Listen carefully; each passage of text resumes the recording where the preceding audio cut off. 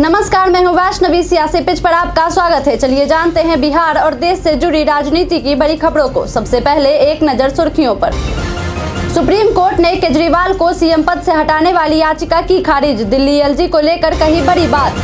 बिहार दौरे पर कांग्रेस व राजद पर जमकर बरसे पीएम मोदी, कहा देश को नहीं चाहिए कमजोर सरकार। पीएमएलए कोर्ट ने हेमंत सोरेन की जमानत याचिका की खारिज। मतदान केंद्र पर बुर्का हटवाकर चेक करने पर माधवीलता के खिलाफ एफआईआर दर्ज। दिल्ली शराब घोटाला मामले में अन्ना हजारे ने अपने शिष्य अरविंद केजरीवाल पर साधा निशाना। अब खबरें विस्तार से। मनीष सिसोदिया को दिल्ली हाईकोर्ट से मिली जमानत। सीएम अरविंद केजरीवाल के बाद मनीष सिसोदिया को दिल्ली हाईकोर्ट से जमानत मिली है। दिल्ली के पूर्व उप मुख्यमंत्री और आम आदमी पार्टी नेता मनीष सिसोदिया को दिल्ली हाईकोर्ट ने 3 दिनों की जमानत दी है। अदालत ने परिवार की शादी समारोह में शामिल होने के लिए सिसोदिया को जमानत दी। शराब नीति केस में जेल में बंद दिल्ली के पूर्व डिप्टी सीएम मनीष सिसोदिया की जमानत याचिका पर दिल्ली हाईकोर्ट में सोमवार को सुनवाई हुई। आज वाराणसी से पीएम नरेंद्र मोदी भरेंगे नामांकन पर्चा। लोकसभा चुनाव धीरे धीरे अपने लक्ष्य की ओर बढ़ रहा है। 7वें चरण के लिए नामांकन प्रक्रिया की आखिरी तारीख 14 मई यानी आज है और आज ही प्रधानमंत्री नरेंद्र मोदी वाराणसी से नामांकन दाखिल करेंगे। वहीं नामांकन के पहले पीएम मोदी ने सोमवार को बिहार के पटना में रोड शो के बाद वाराणसी में रोड शो करने पहुंचे। जानकारी के अनुसार पीएम के नामांकन के दौरान एनडीए के कई नेता मौजूद रहेंगे। बिहार दौरे पर कांग्रेस व राजद पर जमकर बरसे पीएम मोदी, कहा देश को नहीं चाहिए कमजोर सरकार। बिहार में चौथे चरण के लोकसभा चुनाव के तहत 5 सीटों पर मतदान के बीच प्रधानमंत्री नरेंद्र मोदी ने सोमवार को हाजीपुर, मुजफ्फरपुर और सारण लोकसभा सीट पर एनडीए गठबंधन के उम्मीदवारों के समर्थन में चुनावी रैलियां की। पीएम मोदी पटना साहिब गुरुद्वारा की लंगर में सेवा के बाद हाजीपुर पहुंचे, जहां उन्होंने मुस्लिम आरक्षण के मुद्दे पर आरजेडी सुप्रीमो लालू प्रसाद यादव पर जमकर हमला बोला। इसके बाद उन्होंने मुजफ्फरपुर के पताही एयरपोर्ट ग्राउंड में जनसभा की और कहा कि वह जान की बाजी लगा देंगे, लेकिन एससी, एसटी और ओबीसी आरक्षण नहीं छीनने देंगे। इसके साथ ही कांग्रेस पर तीखा प्रहार करते हुए प्रधानमंत्री नरेंद्र मोदी ने कहा कि देश कांग्रेस जैसी डरपोक और कमजोर सरकार नहीं चाहता है। ये लोग इतने डरे हुए हैं कि रात में सपने में इन्हें पाकिस्तान का परमाणु बम दिखाई देता है। पीएम ने पटना साहिब गुरुद्वारा में लगाई अरदास। 2 दिवसीय बिहार दौरे के दौरान पीएम मोदी सोमवार को पटना सिटी के तख्त श्री हरि मंदिर साहिब गुरुद्वारा पहुंचे। गुरुद्वारा पहुंचते ही पीएम मोदी ने पहले माथा टेका और अरदास की, जिसके बाद उन्होंने प्रसाद खाया। फिर लंगर वाले एरिया में पहुंचे, जहां पीएम मोदी ने पहले खाना बनाया, फिर रोटियां बेली, जिसके बाद वहां मौजूद लोगों को अपने हाथों से लंगर भी परोसा। पीएम मोदी करीब 20 मिनट तक पटना साहिब में रुके। पीएम के साथ रविशंकर प्रसाद और अश्विनी चौबे भी मौजूद रहे। दलित मतदाताओं को वोट देने से रोकने पर प्रशासन हुई सख्त। सोमवार को बिहार के उजियारपुर संसदीय क्षेत्र के मोहिउद्दीन नगर विधानसभा के चक्र जल्दी गांव में दलित मतदाताओं को कथित तौर पर वोट देने से रोका गया, जिसके बाद बड़ी संख्या में पुलिस फोर्स के साथ प्रशासनिक पदाधिकारी पहुंचकर लोगों को मतदान केंद्र में ले गए। वहीं मुंगेर में वोटरों को बरगलाने और दबाव बनाने की आशंका पर राजद के प्रदेश महासचिव पंकज यादव को पुलिस हिरासत में लिया गया है। पाटलिपुत्र से मीसा भारती ने किया नामांकन दर्ज। लोकसभा चुनाव धीरे धीरे अपने लक्ष्य की ओर बढ़ रहा है। एक ओर जहां चौथे चरण का मतदान सोमवार को पूर्ण हुआ, तो वहीं दूसरी तरफ 7वें चरण के लिए नामांकन प्रक्रिया जारी है। इसी कड़ी में सोमवार को महागठबंधन प्रत्याशी मीसा भारती ने अपना नामांकन दाखिल किया है। मीसा भारती तीसरी बार पाटलिपुत्र से राजद प्रत्याशी हैं। नामांकन के बाद मीसा ने श्री कृष्ण मेमोरियल में जनसभा को भी संबोधित किया। पीएमएलए कोर्ट ने हेमंत सोरेन की जमानत याचिका की खारिज। जमीन घोटाले के मनी लॉन्ड्रिंग केस में गिरफ्तार झारखंड के पूर्व सीएम हेमंत सोरेन को पीएमएलए कोर्ट से बड़ा झटका लगा है। अदालत ने सोमवार को हेमंत सोरेन की जमानत याचिका पर सुनवाई करते हुए उसे खारिज कर दिया। हेमंत सोरेन ने अपनी गिरफ्तारी को चुनौती देते हुए पीएमएलए कोर्ट, हाई कोर्ट और सुप्रीम कोर्ट में जमानत याचिका दाखिल की थी। मामले की सुनवाई करते हुए पीएमएलए कोर्ट ने हेमंत सोरेन को राहत देने से इनकार करते हुए उनकी याचिका को खारिज कर दिया है। वहीं दूसरी ओर सोमवार को सुनवाई के बाद शीर्ष अदालत ने प्रवर्तन निदेशालय को नोटिस जारी किया है। इस मामले पर सुप्रीम कोर्ट में अगली सुनवाई 17 मई को होगी। इससे पहले सुप्रीम कोर्ट के जस्टिस संजीव खन्ना और जस्टिस दीपांकर दत्ता की अदालत ने हेमंत सोरेन की याचिका को अप्रासंगिक बताते हुए उन्हें राहत देने से मना कर दिया था। पीएम के रोड शो पर मीसा भारती ने किया बड़ा हमला। पाटलिपुत्र लोकसभा सीट से आरजेडी प्रत्याशी और लालू यादव की बेटी मीसा भारती सोमवार को नामांकन के बाद उन्होंने मीडिया के सवालों का जवाब देते हुए पीएम मोदी के रोड शो पर जमकर निशाना साधा। उन्होंने कहा कि पीएम को 1.5 किलोमीटर चलने के लिए हेलीकॉप्टर से सड़क पर उतरना पड़ा। ये सब इसलिए क्योंकि उन्होंने 5 सालों में कुछ नहीं किया है। तेजस्वी यादव ने 17 महीने में 5 लाख नौकरी दे दी। पीएम माहौल देखकर घबराए हुए हैं, इसलिए रोड शो करना पड़ रहा है। पीएम मोदी ने कांग्रेस पर साधा निशाना, बोले नेहरू, इंदिरा, राजीव ने बदला संविधान।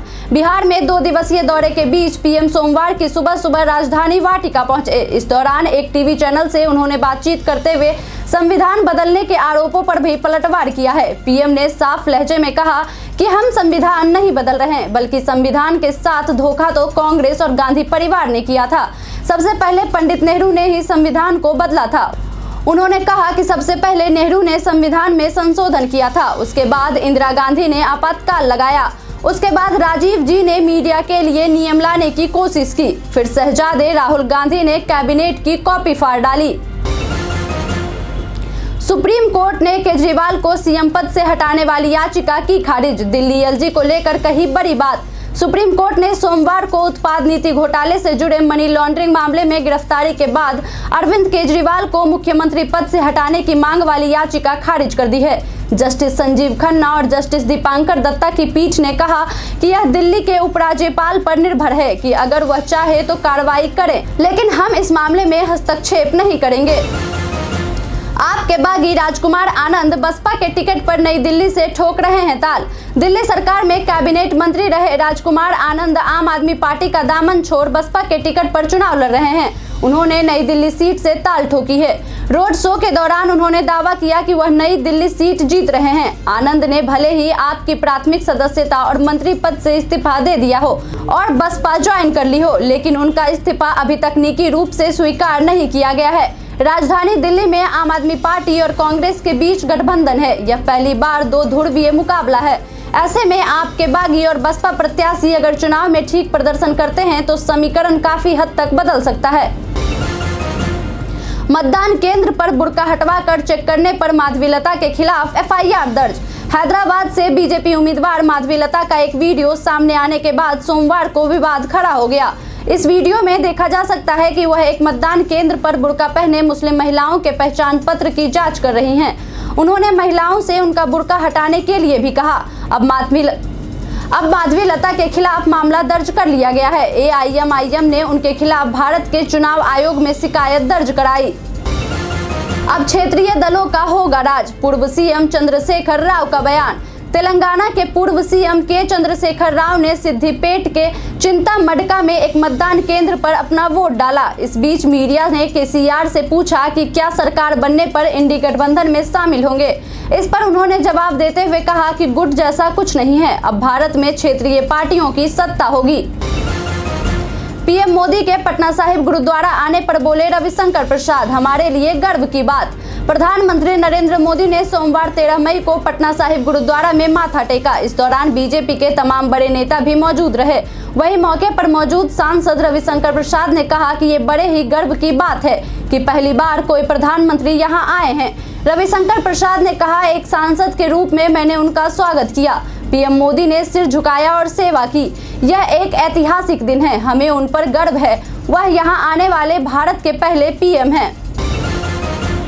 पीएम के रोड शो पर तेजस्वी की प्रतिक्रिया। बिहार के पूर्व उप मुख्यमंत्री तेजस्वी यादव ने सोमवार 13 मई को पत्रकारों से बातचीत में सीएम नीतीश कुमार और पीएम नरेंद्र मोदी दोनों पर जमकर हमला बोला। प्रधानमंत्री नरेंद्र मोदी के पटना में हुए रोड शो पर प्रतिक्रिया देते हुए कहा कि कई लोगों ने उन्हें फोन कर बताया है कि मुख्यमंत्री नीतीश कुमार उस रथ पर बेबस और लाचार लग रहे थे। उनके हाथ में कमल पकड़वा दिया गया था। तेजस्वी यादव ने कहा, नीतीश कुमार की बॉडी लैंग्वेज से लग रहा था कि वह दुखी हैं। अब जल्द करनी पड़ेगी, शादी के सवाल पर बोले राहुल गांधी। कांग्रेस के दिग्गज नेता राहुल गांधी और महासचिव प्रियंका गांधी चुनाव प्रचार के लिए सोमवार को रायबरेली पहुंचे, जहां उन्होंने जनसभा को संबोधित किया। इस दौरान राहुल गांधी से जनता में से किसी ने शादी को लेकर सवाल पूछा, जिससे पहले तो राहुल गांधी बचते हुए नजर आए, मगर फिर प्रियंका गांधी के कहने पर कि सवाल का जवाब दो। राहुल गांधी ने मुस्कुराते हुए कहा कि अब जल्द करनी पड़ेगी। सुब्रत पाठक ने सपा नेताओं पर लगाए बूथ कैप्चरिंग के गंभीर आरोप। सोमवार को मतदान के बीच बीजेपी प्रत्याशी सुब्रत पाठक ने एक्स पर ट्वीट कर सपा पर गंभीर आरोप लगाया है। उन्होंने एक्स पर लिखा है कि कन्नौज के मोहल्ला मीरा टोला बूथ पर सपा के कुछ नेता बूथ कैप्चरिंग का प्रयास किए हैं। इस ट्वीट के साथ ही बीजेपी प्रत्याशी एक पत्र के जरिए चुनाव आयोग से इसकी शिकायत भी की है और कार्यवाही की मांग की है। साथ ही सुब्रत पाठक ने यह भी आरोप लगाया कि विधानसभा कन्नौज अंतर्गत कई बूथों पर नईमुद्दीन कमर और रेहान खान के द्वारा मुस्लिम महिलाओं की मदद से फर्जी वोटिंग का खुलासा हुआ है।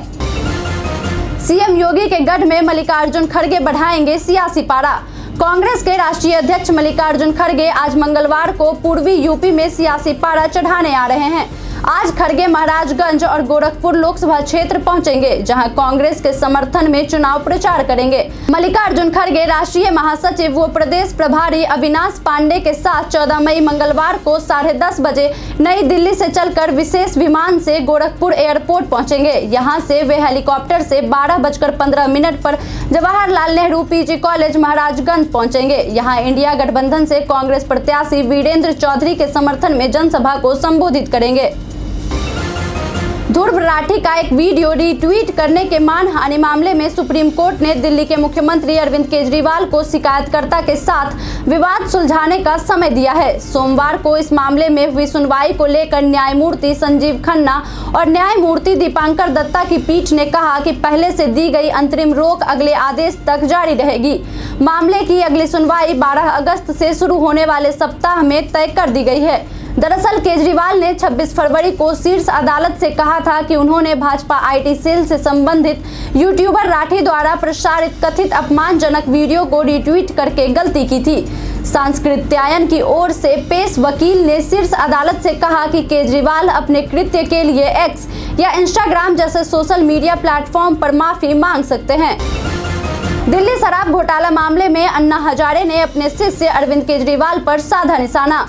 दिल्ली के सीएम अरविंद केजरीवाल पर उनके गुरु अन्ना हजारे ने निशाना साधा है। अन्ना हजारे ने सोमवार को अपना वोट डालने के बाद लोगों से एक खास अपील करते हुए कहा कि सभी लोगों को सही उम्मीदवार चुनना चाहिए, क्योंकि देश की चाबी गलत हाथों में नहीं जानी चाहिए। उन्होंने कहा कि ऐसे लोगों को कभी नहीं चुने जिसके पीछे ईडी पड़ी हो। दिल्ली के मुख्यमंत्री अरविंद केजरीवाल पर सीधा हमला करते हुए अन्ना हजारे ने आगे कहा कि मैं दिल्ली शराब घोटाला मामले में नाम आने के लिए अरविंद केजरीवाल की कड़ी आलोचना करता हूं, क्योंकि उन्होंने यह भ्रष्टाचार किया है।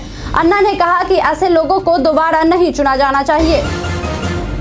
आप सांसद स्वाति मालीवाल ने केजरीवाल के पीए पर लगाए मारपीट के गंभीर आरोप। दिल्ली महिला आयोग की पूर्व अध्यक्ष व आपकी राज्यसभा सांसद स्वाति मालीवाल ने केजरीवाल के पीए पर मारपीट का आरोप लगाया है। पुलिस ने बताया कि स्वाति मालीवाल ने सिविल लाइंस थाने पहुंचकर बताया कि सीएम अरविंद केजरीवाल के पर्सनल स्टाफ विभव कुमार ने उनके साथ मारपीट की है।